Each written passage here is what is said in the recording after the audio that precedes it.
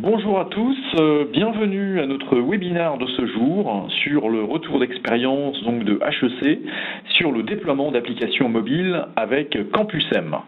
Je suis donc Tristan Loquet, responsable commercial pour la zone francophone et suis aujourd'hui votre modérateur pour cette session. Avant de commencer, petit détail logistique, j'attire votre attention sur la fenêtre en bas à droite de votre écran. Celle-ci vous permettra de poser toutes les questions que vous souhaiterez poser. Nous nous ferons une joie de les traiter à la fin du webinaire. Nous consoliderons donc toutes vos questions pour les transmettre à notre spécialiste Andy ainsi qu'à Gaël. Donc Gaël Boisseau, adjoint à la DSI d'HEC, en charge donc du projet de mobilité, et nous répondrons donc à vos questions. Si nous étions trop justes en termes de temps, nous vous contacterons individuellement. Voilà. Si vous aviez des problèmes de son ou quoi que ce soit, n'hésitez pas donc à nous le signaler. Voilà. Nous allons donc démarrer. Campus-M et la gestion du cycle de vie d'un étudiant. Tout d'abord, une petite présentation donc, du groupe Exlibris. Donc Exlibris est une société internationale. Nous comptons aujourd'hui 5500 clients déployés à travers le monde. Nous sommes 800 employés suite au rachat de ProQuest. Nous avons sur notre solution Discovery Primo 2200 clients. 550 clients sur notre solution de back-office SGBM nouvelle génération Alma. Et sur ce qui nous intéresse, Campus-M, nous comptons aujourd'hui 45 clients déployés à ce jour. Le portfolio de solutions Exlibris. Donc historiquement, Exlibris est un acteur reconnu dans le monde de la bibliothéconomie avec principalement donc des solutions de discovery avec Primo Summon et également de gestion de back-office pour le print, le digital et les collections électroniques Alma. Notre dernière solution de gestion de liste de lecture entre le corps enseignant et les étudiants, Leganto, et notre infrastructure d'applications mobiles, Campus-M. Toutes ces applications sont aujourd'hui disponibles en environnement SaaS, hébergées dans notre data center européen. Donc notre portefeuille de solutions est ouvert et nous mettons bien sûr à la disposition de nos clients toutes les API nécessaires pour connecter ces applications au reste du back-office ou d'applications tiers.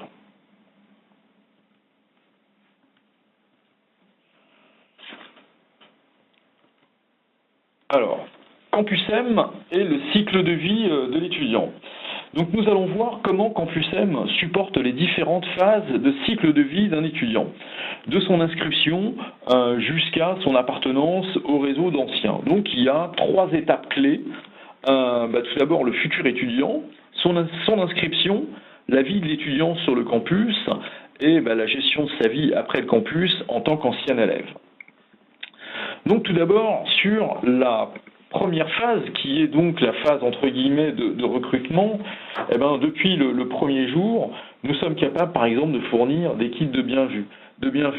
Nous sommes capables de faciliter la circulation d'étudiants sur le campus en lui fournissant des itinéraires personnalisés et en lui permettant quelque part de gérer sa prévisite jusqu'à son inscription. Ensuite, la deuxième phase, c'est effectivement donc l'inscription, l'appartenance donc de l'étudiant à l'établissement et son arrivée sur le campus.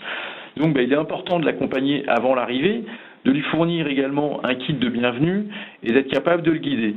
Campus-M en fait vous permet de supporter ces différentes phases d'arrivée, de deuxième année, de troisième année. C'est-à-dire que Campus-M est capable de personnaliser en fonction du degré de l'étudiant dans l'école. Et également une fonction très importante qui est le support de la vie de l'étudiant, c'est-à-dire de lui mettre à disposition tous les services disponibles sur le campus. Et en même temps, bien entendu, une des parties les plus importantes, qui est le support des activités pédagogiques qui renforcent finalement le succès dans les études par, ça peut être du monitoring, ça peut être de l'accès à des cours de Learning Management System ou ce genre de choses.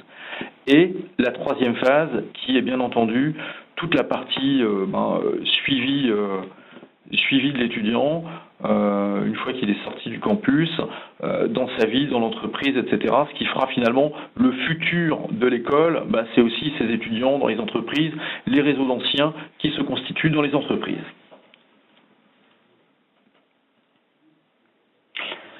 Quelques clients Campus M. Donc aujourd'hui, il n'y a pas de taille critique pour adopter Campus M, puisque si on regarde parmi nos clients, nous avons la prestigieuse London School Economic, qui regroupe aujourd'hui 9000 étudiants, mais nous avons également le King's College of London, qui regroupe 24 000 étudiants, ou bien le Royal Veterinary College, qui lui représente 1600 étudiants, ou par exemple HEC, qui est parmi nous aujourd'hui, qui fait, je crois, 4000 étudiants. À peu près, oui.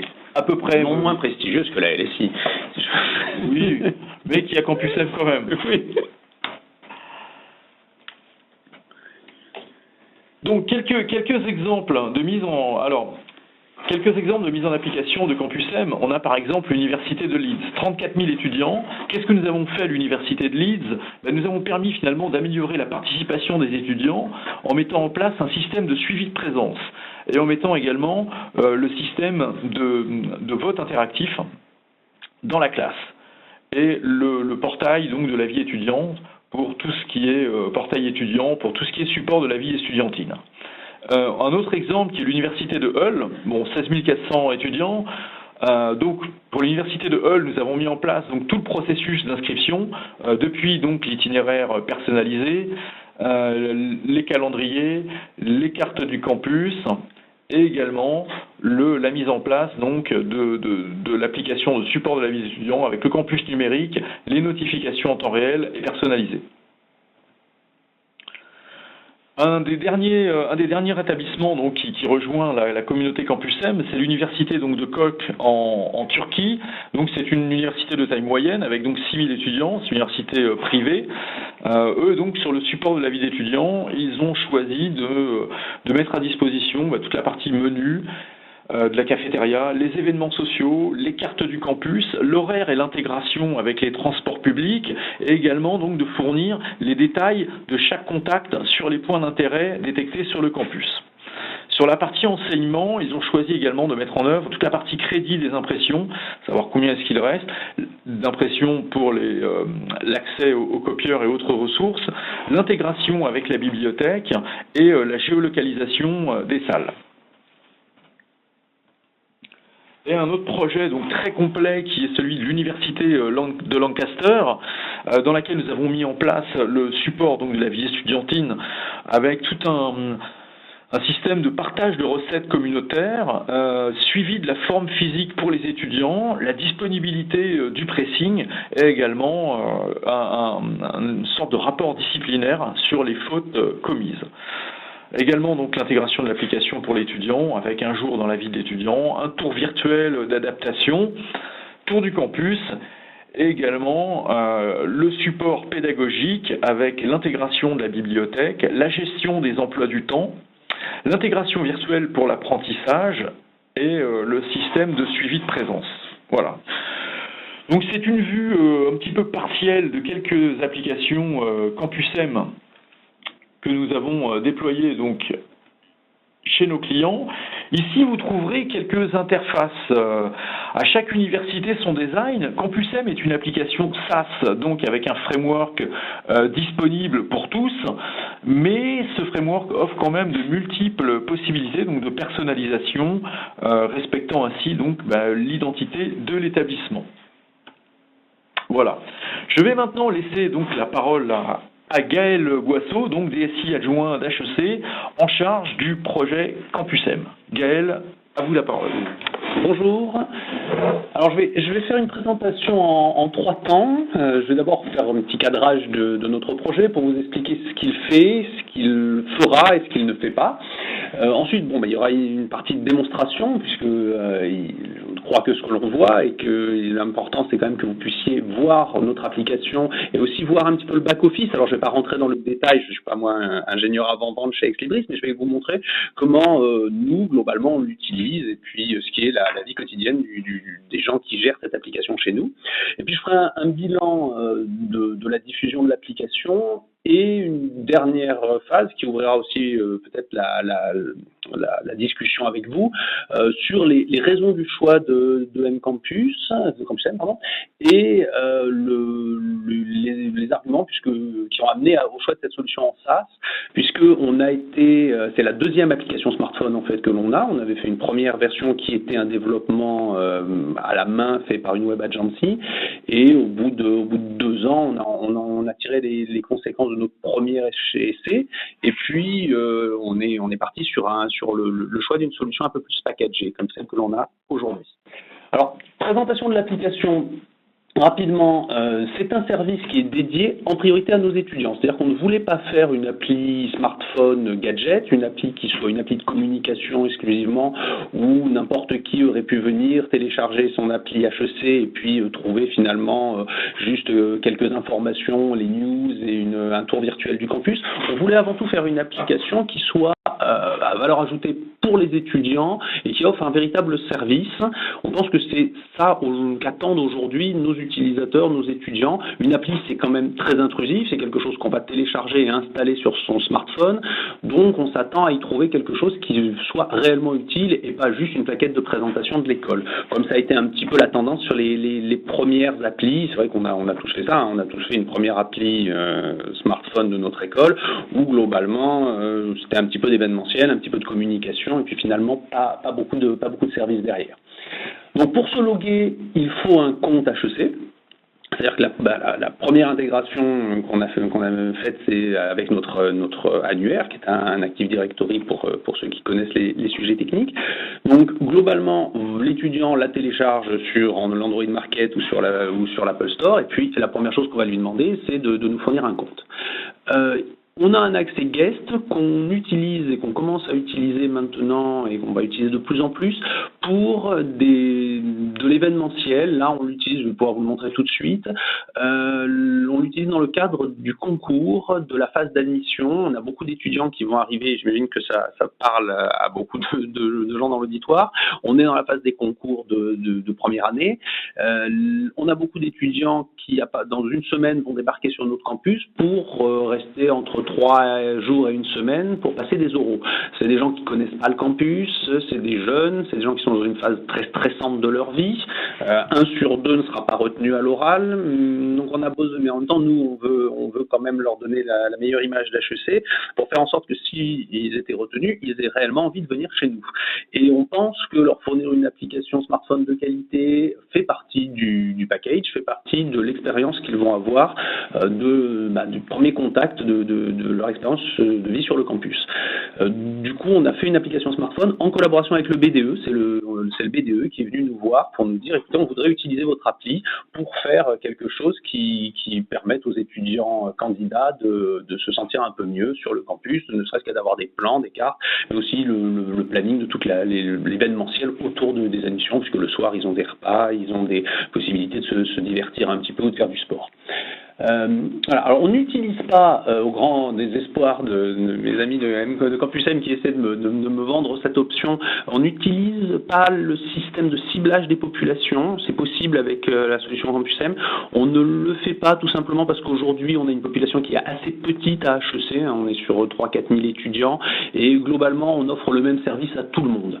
Si un jour on devait le développer sur la partie formation continue, Executive Education, il est probable qu'on passe à ce niveau de licence pour pouvoir adresser des populations très différentes, d'un côté de l'étudiant sur site, de l'autre côté de l'étudiant, enfin du participant de formation continue qui n'est pas forcément sur site et qui n'a pas les mêmes attentes.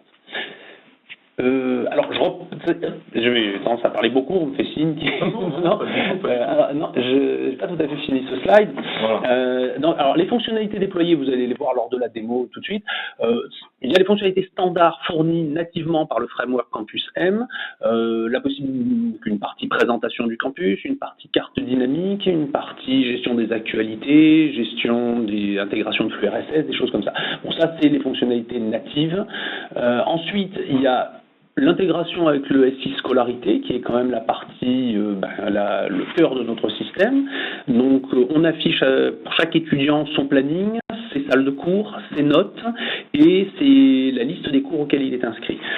On ne gère pas pour l'instant les inscriptions en cours et l'évaluation des cours, c'est quelque chose qu'on va probablement faire. C'est un petit peu plus difficile de collecter de l'information auprès de l'étudiant que de juste lui afficher des informations. Il faut savoir que chez nous, on a un système qui est assez compliqué sur les choix de cours, enfin qui est assez compliqué à reproduire dans un petit smartphone, qui est que vous ne pouvez pas accéder à vos notes tant que vous n'avez pas fait l'évaluation des professeurs, et remettre ça en place sur une appli smartphone, c'est un petit peu compliqué. Alors, on a une deuxième type d'intégration qui est très utile et utilisée par nos étudiants, c'est l'intégration avec la partie bibliothèque, donc avec notre système de gestion de documentaire et le système de réserve de gestion des prêts et des réservations de livres. On a la possibilité, chaque étudiant ou collaborateur a la possibilité de voir les livres qu'il a réservés et de prolonger des réservations de livres. Donc ça, c'est typiquement le genre de service qu'on veut fournir à travers notre application smartphone. C'est du service en mobilité, c'est-à-dire que l'étudiant est chez lui, il reçoit une alerte lui disant « vous avez un livre qui est en retard » ou qui va bientôt être en retard, il a la possibilité de le prolonger sans avoir à retourner à la bibliothèque. Il n'est des fois tout simplement pas sur le campus, il peut faire ça à distance. Et voilà, on est vraiment sur du service à valeur ajoutée pour l'étudiant. L'autre type d'intégration qu'on a faite, là, c'est une intégration avec des sources de données externes, donc de l'open data, de la SNCF et de la société de bus. Alors c'est pas la RATP à Jouy-en-Josas, c'est la SAVAC, qui est un prestataire privé qui dessert le campus en bus. Et ça, c'est une des intégrations qui est la plus utilisée par nos étudiants, puisque ça leur permet, avant de traverser le campus pour aller chercher leur bus, de savoir s'ils vont avoir à attendre une demi-heure l'arrivée du bus ou 5 minutes. En gros, savoir s'ils ont le temps de continuer à discuter avec leurs copains et boire un café, ou s'il faut qu'ils partent en courant vers l'entrée du campus. Et idem pour les trains, c'est très intéressant quand on connaît le campus de Jouy-en-Josas qui est un petit peu enclavé. Alors on va passer peut-être à la partie démonstration. Alors là, il faudrait basculer sur le navigateur. Alors là, on est sur une version web, hein, donc je vais, pour vous montrer que c'est responsive, on va déjà passer sur un écran qui ressemble plutôt un petit peu plus à un smartphone qu'un écran d'application, enfin de navigateur. Alors là, on est sur la version grand public, donc c'est celle qu'on vient de mettre en ligne, qui est destinée à nos étudiants, enfin à nos candidats. Donc là, je suis sur un compte non logué, je vais me déloguer, et je vais me loguer avec mon compte personnel qui me permettra de voir ce que voit un étudiant, ce que voit un collaborateur ou un étudiant. Donc là, je suis sur la phase où j'accepte, je vais me loguer.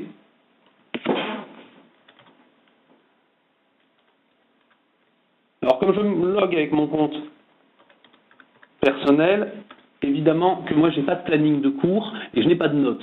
Mais je vous demande de me croire sur parole. Puis, de toute façon, pour ce qui est des plannings de cours, on est actuellement en période où on n'a plus de cours, donc de toute façon, je ne pourrais pas vous montrer beaucoup de cours. Donc voilà, là, c'est l'appli que voient nos étudiants. Donc on est sur quelque chose en flat design assez simple. Donc là, typiquement, vous voyez ici bouger, ça c'est de l'intégration, c'est du flux RSS, hein, c'est nos sites web. Ici, je retrouve nos dernières actualités. Ici, je retrouve nos dernières petites offres d'emploi. Et là, c'est nos petites annonces. Là, c'est de l'intégration très simple par flux RSS. Là, on est sur une intégration déjà beaucoup plus sophistiquée, c'est celle du planning de cours. Donc évidemment, là, si vous le regardez, moi, j'ai pas de planning de cours à titre personnel, puisque je ne suis pas étudiant. Ici, si j'étais étudiant, j'aurais mes notes. Bon, naturellement, je n'ai pas de notes en tant que DSI. Ici, je vais retrouver, par contre, quelque chose pour lesquels j'ai réellement des données, c'est l'intégration avec la bibliothèque. Donc l'intégration avec la bibliothèque, vous voyez, j'ai mes prêts. Donc mes prêts, on me dit que j'ai 3 livres, dont un qui est dû depuis le 20 décembre. Et si on les regarde, vous allez voir que j'ai des lectures très sophistiquées. Je pense que ce jour-là, j'ai gardé mes enfants au bureau et on est allé chercher des Astérix et Obélix. Voilà. Et que j'ai oublié de les rendre. Autre type d'intégration, bon là, ça c'est plus classique. Alors c'est pas de l'intégration, là c'est vraiment les fonctionnalités natives. C'est le guide du campus dans lequel on va retrouver des informations pratiques sur les horaires d'ouverture du desk, sur les horaires, toutes sortes d'informations sur les services postaux sur le campus. Bon, comme tous les campus ont quand même un certain nombre de services pour lesquels autour desquels on peut communiquer. Là, j'ai ma partie carte. Donc ma partie carte, je vais retrouver le plan du campus. Si je cherche, par exemple, où est le Student Office et les supports, on va me dire, si je cherche le Financial Department, on va me le mettre sur la carte du campus. Alors, la carte du campus, on va la laisser se charger. On a une connexion qui n'est pas très très bonne chez Slimbrice. Elle ne s'affiche pas. Arrivé. Voilà. Donc là, on est sur le campus d'HEC et on m'indique où il est. Alors, je pourrais naviguer. Alors, j'ai une intégration. Enfin, j'ai pas mal de cartes puisque le campus est quand même assez grand. Je pourrais chercher le sport. Je pourrais. Ah, je ne vois pas la démo. Ok. Bon, alors je vais vous la refaire en accéléré. Vous pouvez nous excuser. Bon, là, c'était l'appli pour les candidats. Je vais me reloguer. Non, je me suis déjà logué, donc ça va aller plus vite. Donc là, je suis sur les cartes. Alors, vous m'avez déjà entendu, donc je vais juste vous remontrer. Voilà, mes cartes. Ici, j'ai la possibilité de naviguer soit sur le plan du campus, soit dans les bâtiments directement. On a aussi les cartes des bâtiments. Voilà, si je cherche à l'intérieur d'un bâtiment, on va me positionner à l'intérieur du bâtiment. Voilà. Alors maintenant, je vais quand même pour la démo vous remontrer donc l'intégration avec la bibliothèque, qui est un exemple d'intégration avec un système d'information tiers. Là, je retrouve mes prêts, je vous le fais en accéléré. Hein. Là, je retrouve Astérix et Obélix. Si j'allais voir mon planning ou mes notes, voilà, le planning est là, ça ressemble à un planning qui me dit qu'aujourd'hui, j'ai pas de cours, évidemment. L'intégration, alors j'en étais là, je crois, l'intégration avec, j'ai aussi l'affichage des salles de cours, donc ça me permet de retrouver dans mon bâtiment par bâtiment, les cours qui sont actuellement donnés. Donc là, vous voyez qu'on est sur actuellement vraiment très peu de cours, on est à quelques cours liés à la Summer School. Donc ça, c'est pareil, c'est une intégration avec notre outil de gestion des salles de classe.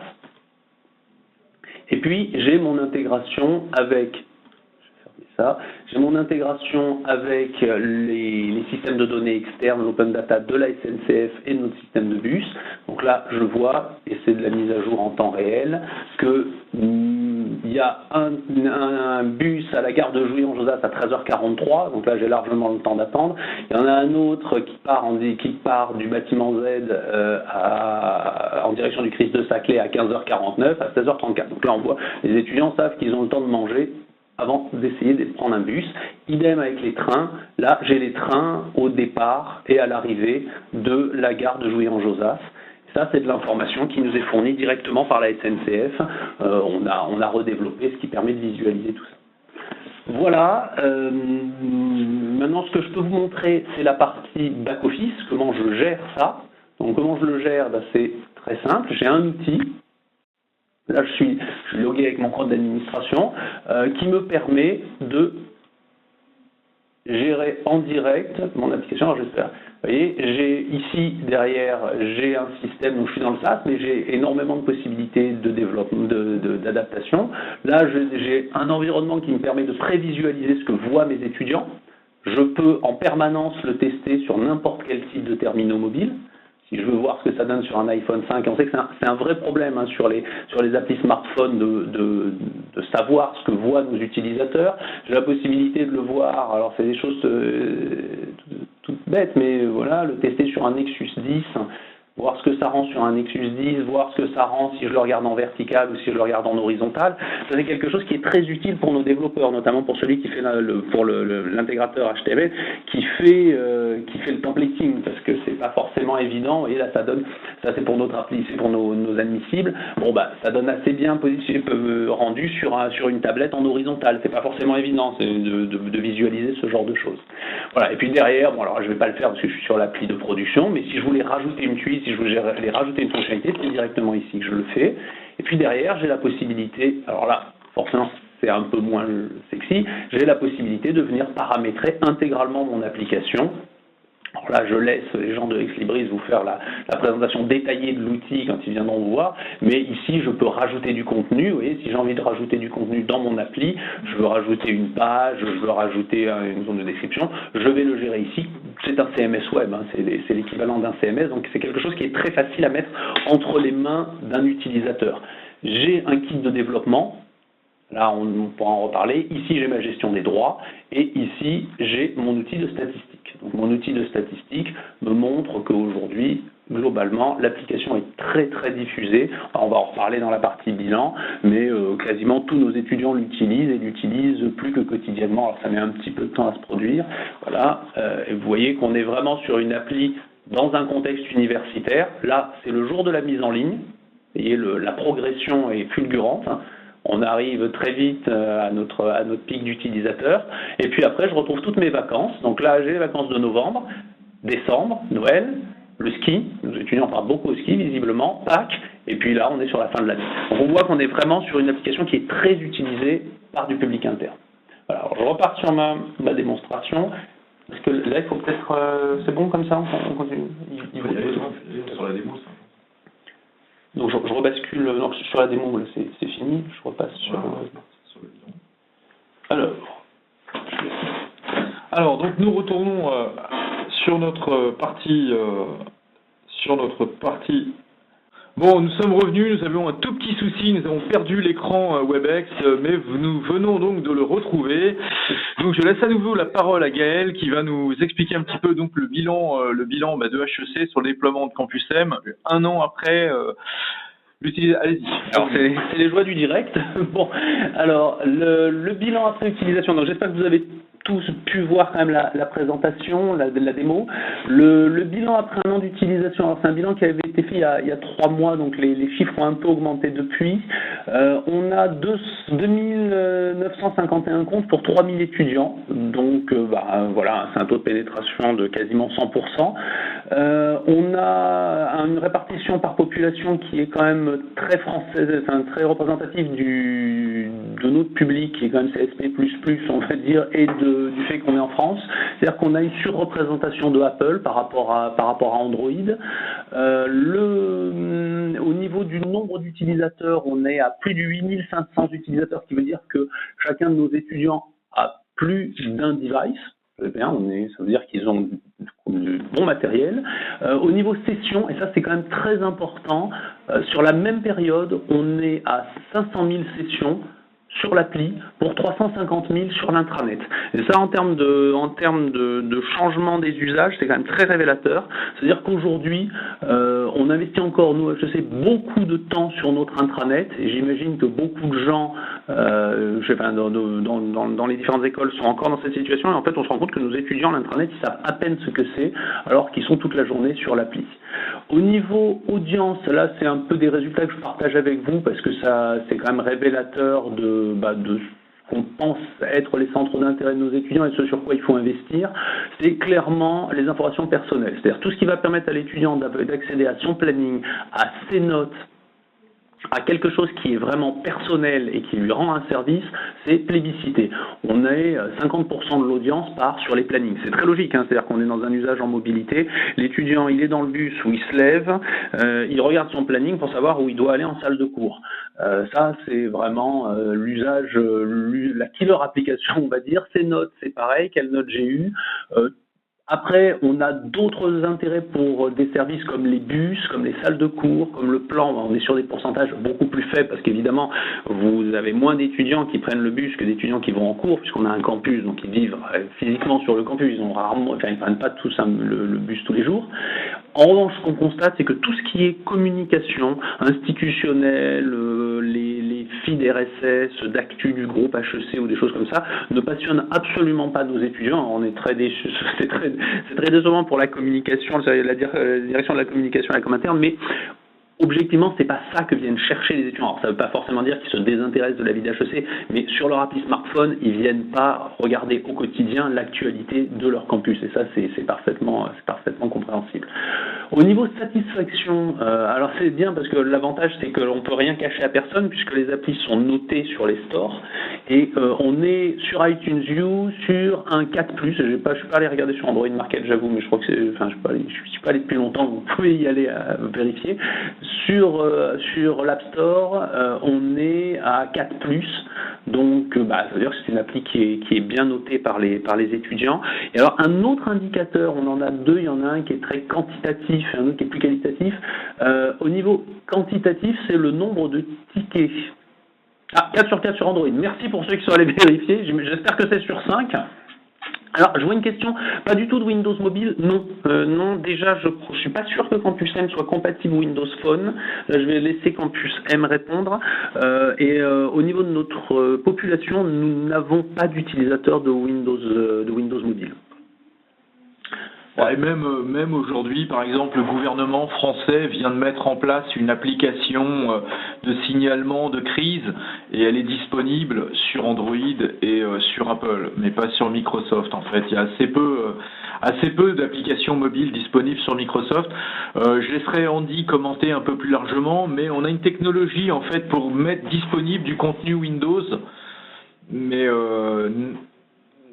c'est pas l'intégration native au sens applicatif du terme.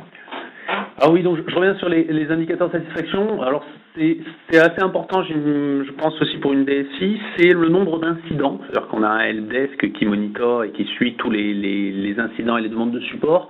Sur une application qui est utilisée par 3000 comptes, on a eu depuis le début de l'année 10 tickets au helpdesk. En un an, 10 tickets sur une application, ça veut dire que globalement, il n'y a pas de problème, puisque on a eu, si je me souviens bien, quelques cas d'étudiants chinois qui avaient des versions très particulières d'OS Android, et on a en général les seuls problèmes que l'on a, c'est soit des gens qui n'ont pas compris comment ça fonctionnait, c'est vraiment rarissime, soit vraiment de la compatibilité avec des OS très spécifiques ou des téléphones qui étaient très bridés. Voilà. Et alors un autre indicateur qui lui est plus qualitatif, c'est que c'est bien la seule application pour laquelle nos étudiants viennent nous voir en nous demandant de faire des évolutions dessus. On a une sorte de comité d'utilisateurs qu'on réunit une fois par an, d'ailleurs en présence des jeunes de Campus M, et nos étudiants se battent pour y participer, et globalement c'est le BDE lui-même qui est venu nous chercher pour nous demander de faire des choses avec eux sur l'appli. Alors je ne sais pas comment sont vos étudiants chez vous, mais nous, ça nous était jamais arrivé que les étudiants soient venus viennent chercher la DSI pour faire des projets avec eux. Voilà, donc c'est quand même un indicateur de satisfaction aussi des étudiants. Alors ensuite, je crois que ça va être mon dernier slide, c'est les raisons du choix, puisque là c'est quand même fondamental. Alors pourquoi avoir choisi Campus M? Donc c'est ce que je vous disais, nous c'est notre deuxième appli, on en avait déjà une qui était MyHEC V1, qui a été développée à l'ancienne, on va dire, qu'on avait trouvé une web agency, c'était il y a 2-3 ans, et qui l'avait développée. Bon, ça marchait, le problème ça a été la pérennité de l'application, c'est-à-dire que c'est difficile de développer une application en s'appuyant sur une web agency où derrière vous êtes très dépendant d'un ou deux codeurs qui utilisent des frameworks qui vont pas forcément être pérennes. Nous, c'est ce qui s'est passé. Ils avaient développé sur un framework particulier et puis au bout de 2 ans, ce framework était plus tellement à la mode. Moi, j'avoue que je suis pas un spécialiste de la maîtrise d'œuvre en appli smartphone. On avait accepté ce framework et puis on s'est retrouvé avec une appli qu'on savait plus très bien faire évoluer.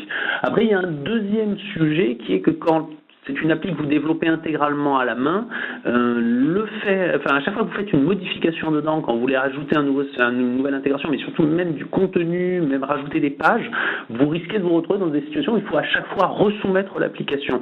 Et resoumettre une application, c'est quand même une opération qui est lourde, qui est très longue.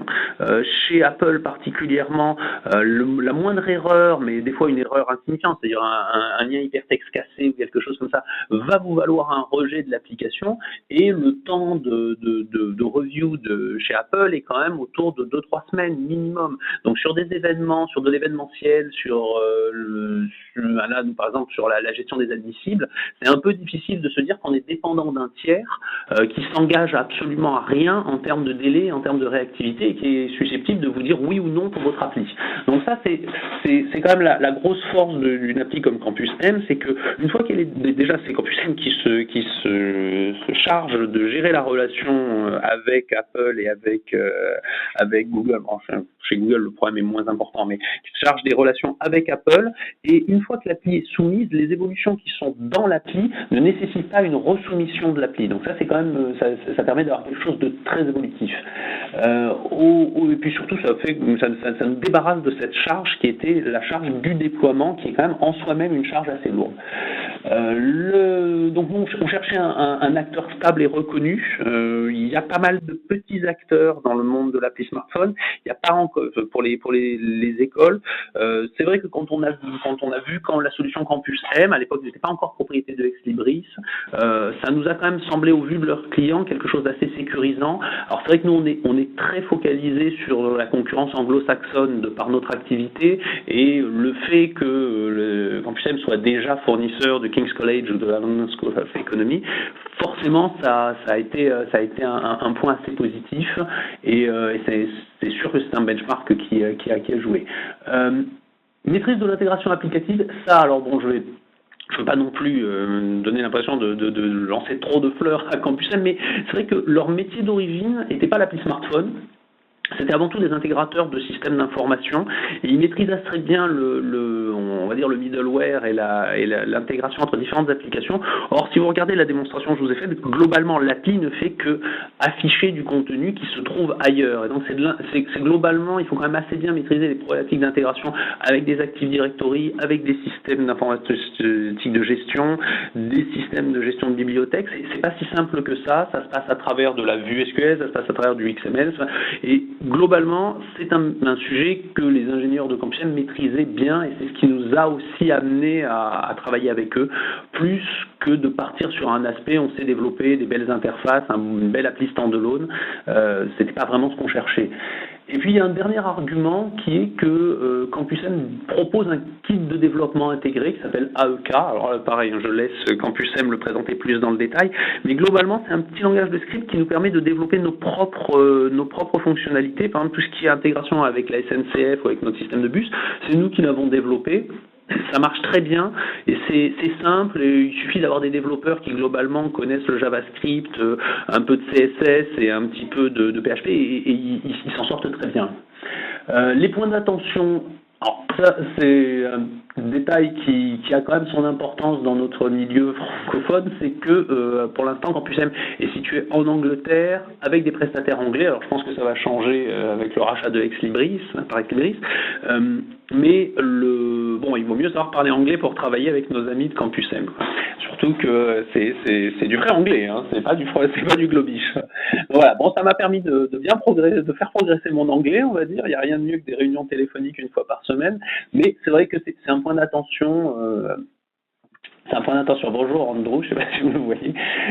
Ensuite, un point, donc deuxième point d'attention, c'est de se focaliser sur les services personnels et à valeur ajoutée. Ça, c'est ce que je vous disais, c'est vraiment ce que l'on voit, c'est que c'est pas la peine de trop investir, en tout cas de notre point de vue et par notre retour d'expérience, sur de la com, sur des choses, une visite virtuelle, comme ça. Moi, je suis pas persuadé que les étudiants aient réellement besoin de une visite virtuelle de leur campus. Ça coûte cher à développer, ça coûte cher à fabriquer et à maintenir, et bon, voilà, je suis pas sûr que les étudiants cherchent ça.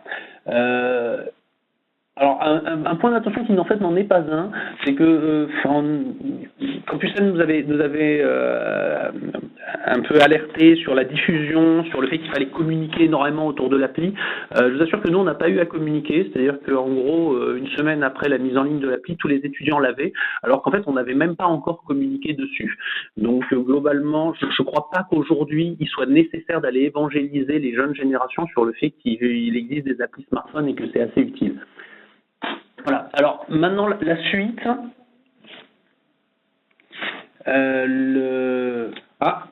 Apparemment, donc les slides les slides ne déroulent pas. Bon, bah, c'est pas grave, on va tenter à l'oral.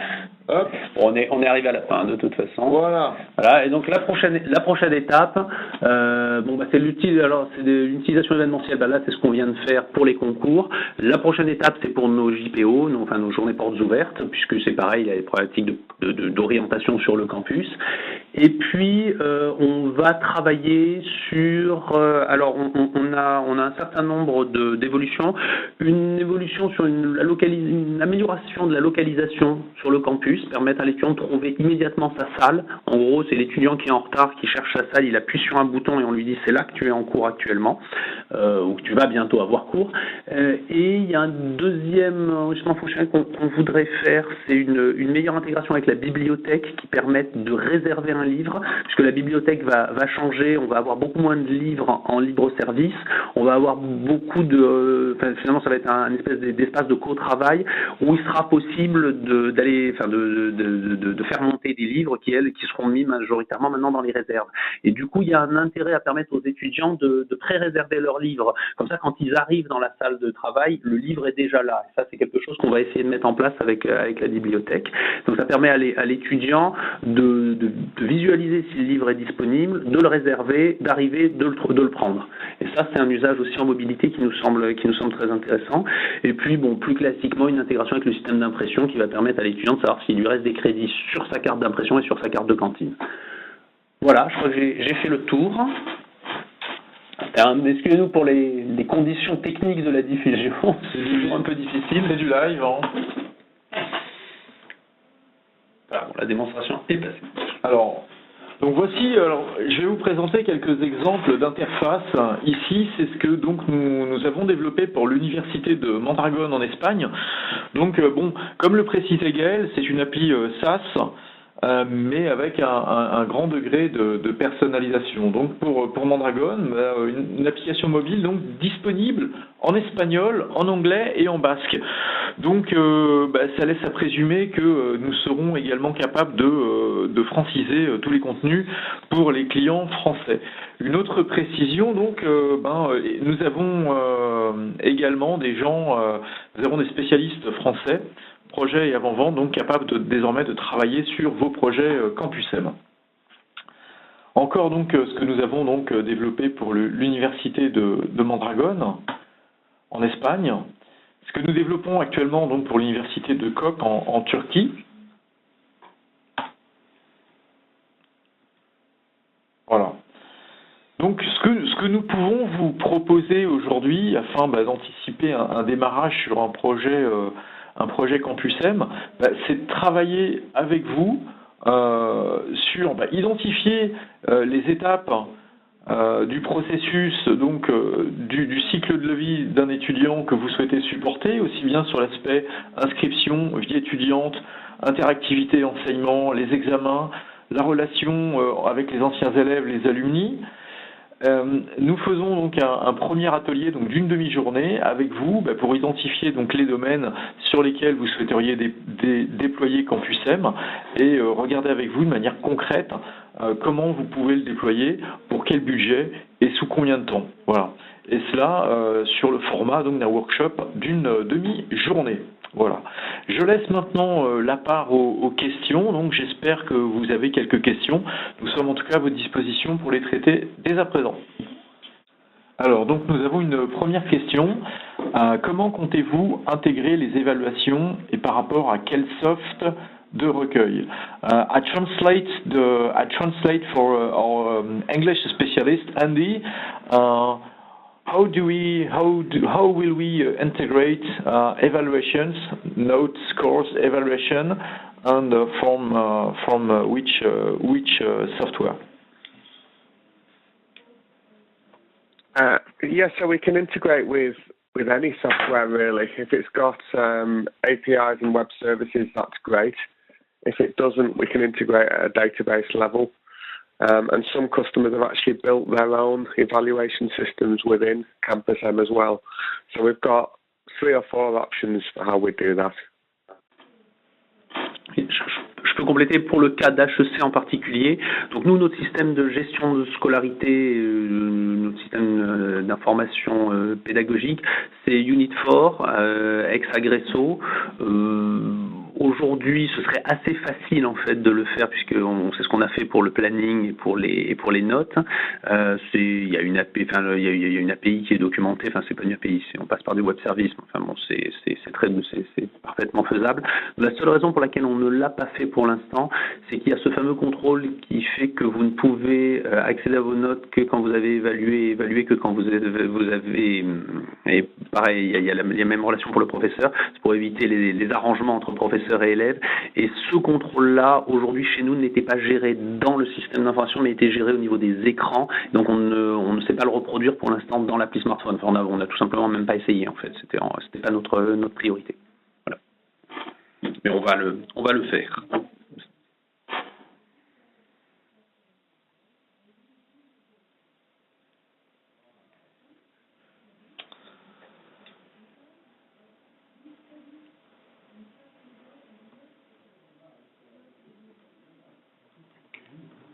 Alors, y a-t-il d'autres questions?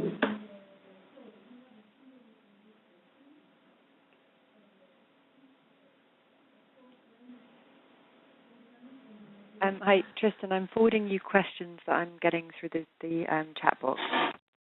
Ah, donc j'ai une question. Combien de personnes peuvent administrer le back-office? Là, moi, je peux vous dire que chez nous, il y a 5 personnes réparties dans différents services. Je pense pas qu'il y ait de limite en fait. Hein. Puisque de toute façon il y a une gestion de droit interne au back office. Je peux parfaitement limiter certains administrateurs de back office à n'éditer que du contenu, d'autres à avoir des droits plus élevés, par exemple sur la gestion, sur l'utilisation du kit de développement. Et puis j'ai des super administrateurs. Donc je vais laisser Campus M répondre, mais je peux répondre chez nous concrètement. Je pense pas qu'il y ait de limite et surtout nous on a demandé à la com, à la bibliothèque, au service de la bibliothèque par exemple, de participer directement dans l'appli et ils ont naturellement des droits beaucoup plus réduits que ceux de mon équipe.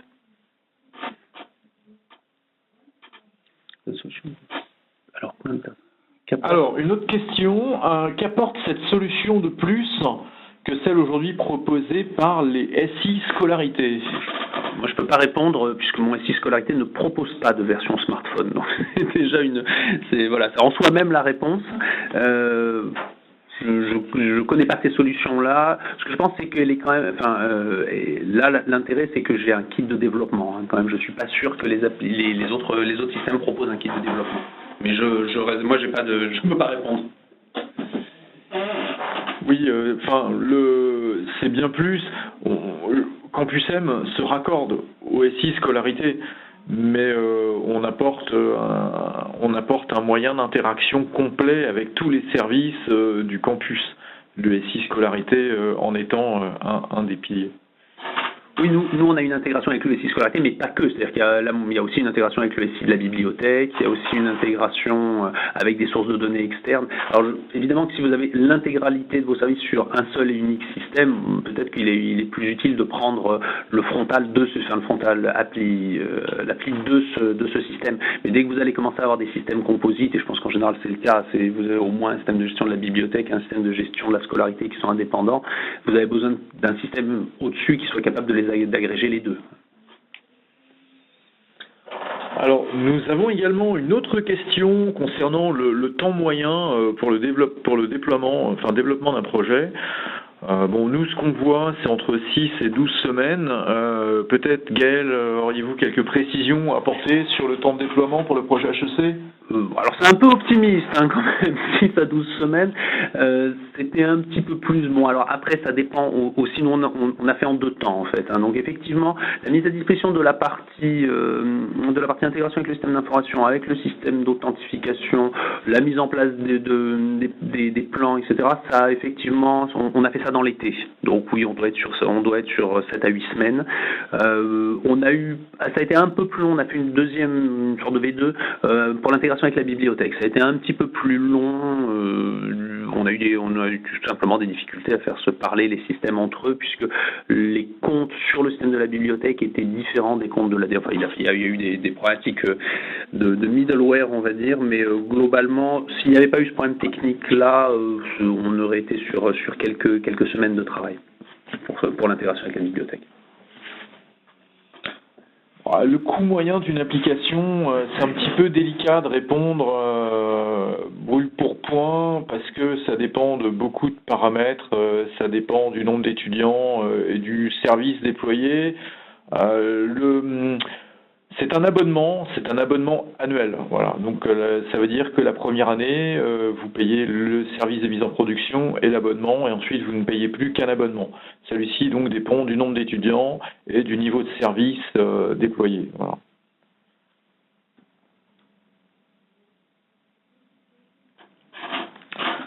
Alors ici, nous avons une question concernant l'intégration avec les Learning Management Systems, par exemple Moodle. Oui, CampusM intègre les Learning Management Systems. I will translate these very interesting questions for Andrew. Andrew, if you heard me, Andy, the question is what is about LMS integration and in particularly Moodle? Okay, so the Moodle integration is a very rich integration. We can access everything that's in the Moodle environment. We can provide offline access to course materials, discussion forums, PowerPoint slides, and all the reading materials that are required as well. So it's a full integration into Moodle. One question, Andy, what about the integrations with Blackboard? Because I'm using Blackboard at HEC, not Moodle. Yeah, so Blackboard is similar to what we've got with Moodle, but just not quite as good. So the web services available for Blackboard aren't as rich as the Moodle ones, but we can still access course materials. We can still provide offline access to course files, PDFs, PowerPoints, those kind of things, and we can provide access to any content in there, but we might have to link to the mobile website instead. Okay, great. So we will have to work on it this summer. Yeah, we'll definitely work on that with you, no problem. We've got some pre-built connectors for Blackboard and for Moodle as well, so we can definitely work with you on that. Okay.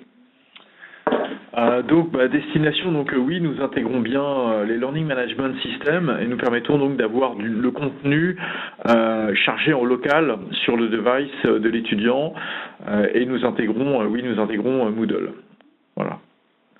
Et partiellement Blackboard. Et partiellement Blackboard, tout à fait. J'ai une autre question. Qu'entendez-vous par niveau de service Alors là, j'ai besoin un petit peu plus de précision sur ce que vous entendez par niveau de service.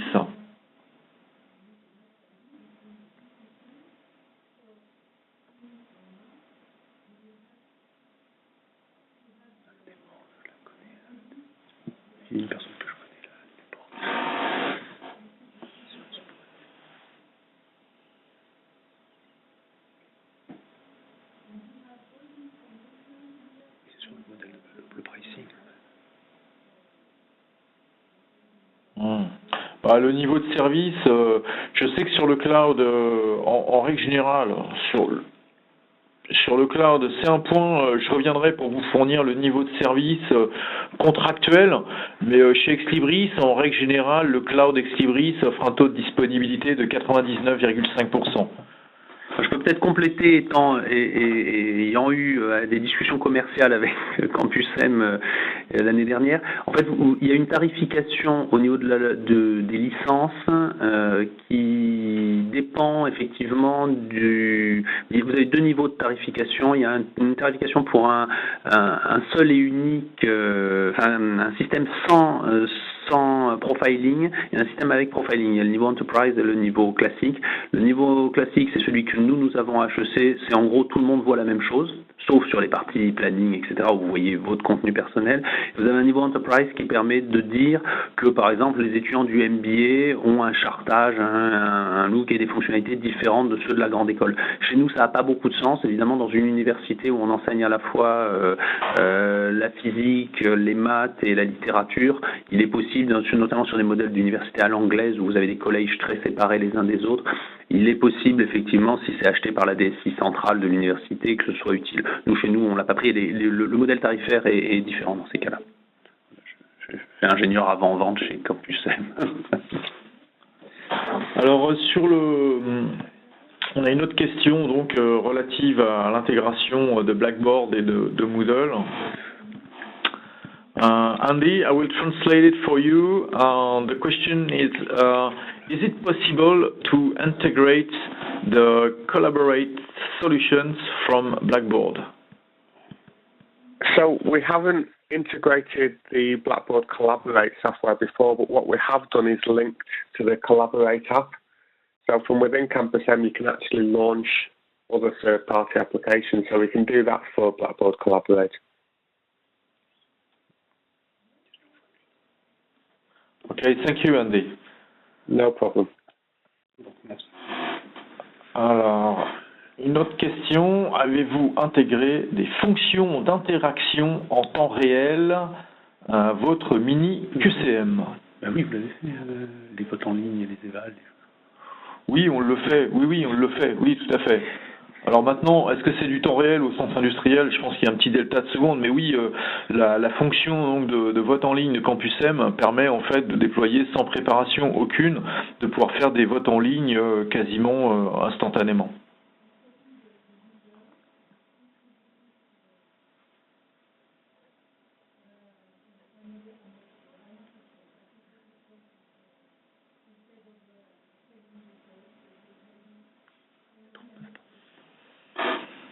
Est-ce qu'il y a d'autres questions?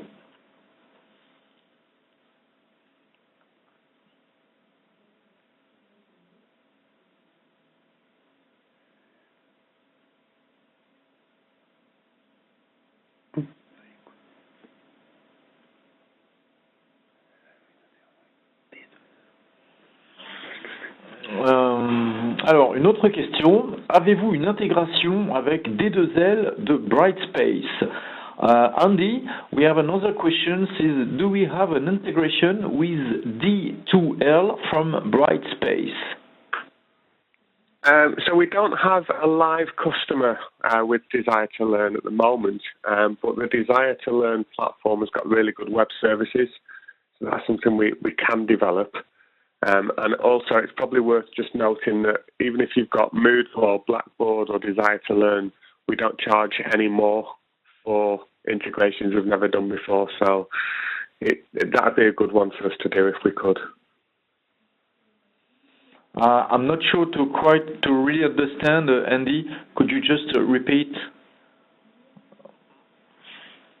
Yes, of course. Yes. So we don't have a live Desire to Learn D2L customer. Okay. But D2L does have good APIs, so we can integrate with Desire to Learn, and that we wouldn't charge any more for a customer that had Desire to Learn than we would for a customer that had Moodle or Blackboard. Okay. Thank you very much. Nous n'avons pas aujourd'hui d'intégration, mais nous pouvons tout à fait le faire dans la mesure où ils proposent donc des API pour ce faire. C'est une question méthodo. Alors, je vois donc qu'il y a une autre question dessus à laquelle on n'a pas répondu. Le projet est bien parti de la DSI qui a proposé cette application autour de service. Oui, c'est un projet porté par la DSI et auquel se sont rattachés d'autres services, soit utilisateurs, soit qui participent effectivement au développement du projet, comme la bibliothèque. Alors, question sur les réseaux sociaux. Moi, je peux répondre pour HEC, on ne le fait pas, on n'a pas d'intégration, mais c'est volontaire, c'est-à-dire qu'on ne souhaite pas dans l'appli, on ne souhaite pas que l'appli devienne une espèce de réseau social, un forum interne. Les étudiants savent très bien se débrouiller sans nous pour ce genre de choses. Mais par contre, je ne sais pas s'il existe une intégration chez Campus M. Nous n'avons pas travaillé dans ce sens-là. Andy, do we have an integration with a social network? Yes, we do. We can integrate with Twitter, Facebook, Flickr, Instagram. Yeah, we can pull in content from all of those systems.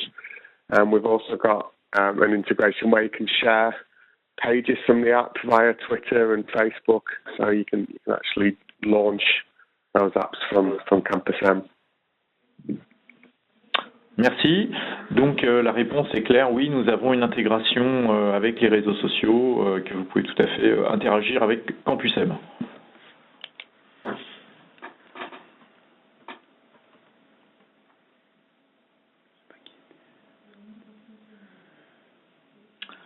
Alors, je tiens donc à vous préciser que l'intégralité donc de cette présentation est enregistrée. Nous vous ferons parvenir le lien pour obtenir tout le contenu que nous avons vu ensemble ce matin.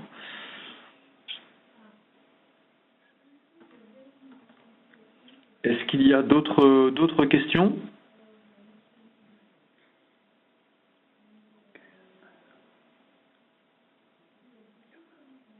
Ah, alors une autre question. Est-ce que des réseaux sociaux comme Yammer sont intégrables? Andy, can we integrate social network like Yammer?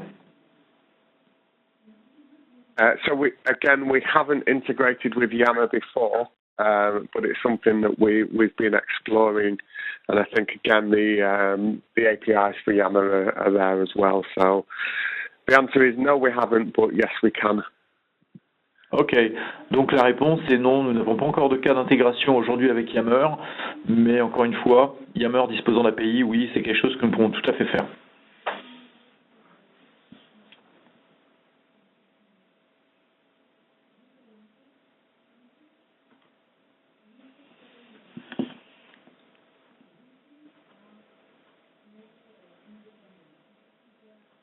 Y a-t-il des questions complémentaires ou est-ce que nous avons fait le tour? Bon, je pense que nous avons fait le tour. En tout cas, je remercie donc particulièrement Gaël qui a bien voulu donc nous apporter son témoignage sur son retour d'expérience sur donc le déploiement de Campus M. Je vous remercie également tous pour avoir participé à ce webinaire avec quelques petits incidents techniques, mais j'espère que vous avez tous pu assister à la démonstration. Nous vous enverrons le contenu. Et je vous remercie. Nous restons bien entendu à votre disposition pour tout renseignement complémentaire. N'hésitez pas à nous solliciter pour un workshop d'une demi-journée sur laquelle nous pourrons étudier ensemble votre projet Campus M. Voilà. Je vous dis à tous à très bientôt. Je vous souhaite une excellente journée. Merci. Merci, au revoir.